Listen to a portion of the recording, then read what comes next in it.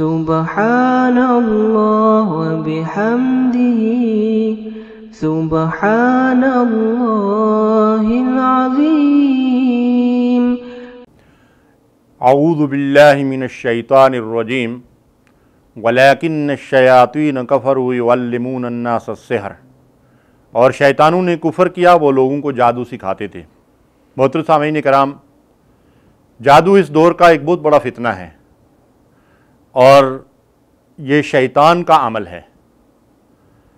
جادو کرنے کا جو عمل ہے اس کو شرک کہا گیا ہے، اور جادوگر کے لیے قتل کی سزا اسلام کے اندر متعین کی گئی ہے۔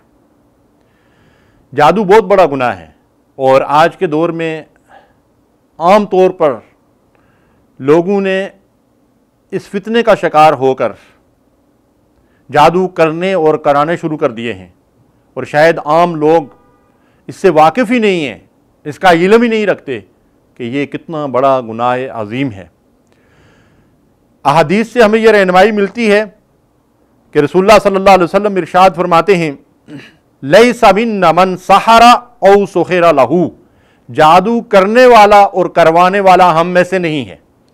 یعنی یہ شخص کرنے والا، جادو کرنے والا بھی اور کرانے والا بھی ہم میں سے نہیں ہے۔ ہم میں سے نہیں سے مراد کیا ہے؟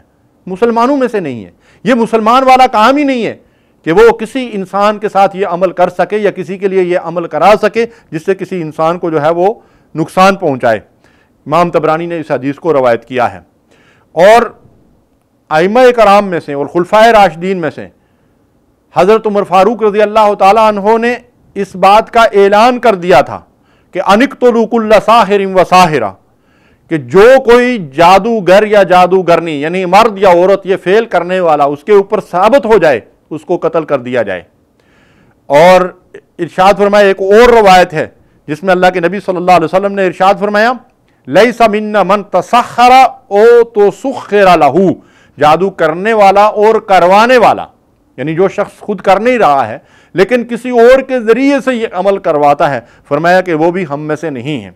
اور اللہ کے رسول صلی اللہ علیہ وسلم نے 7 ہلاک کر دینے والے گناہوں میں اس کا ذکر کیا ہے۔ ارشاد فرمایا، اجتنبوا الموبقات الشرک باللہ والسحر، فرمایا کہ انسان کو ہلاک اور برباد کر دینے والے جو گناہ ہیں ان میں شرک اور سحر یعنی جادو کا عمل ہے، ان سے ہمیں اپنے آپ کو بچانا چاہیے۔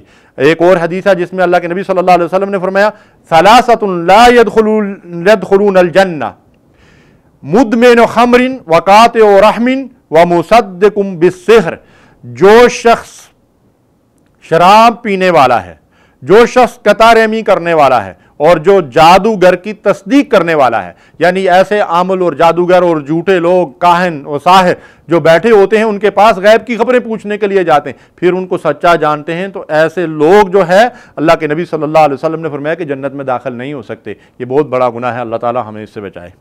اللہم صلی علی سیدنا محمد وعلی آلہ وصحبہ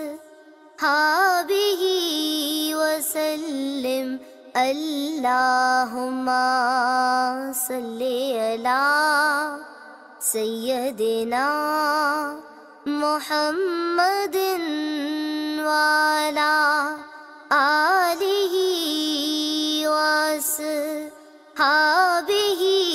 وسلم۔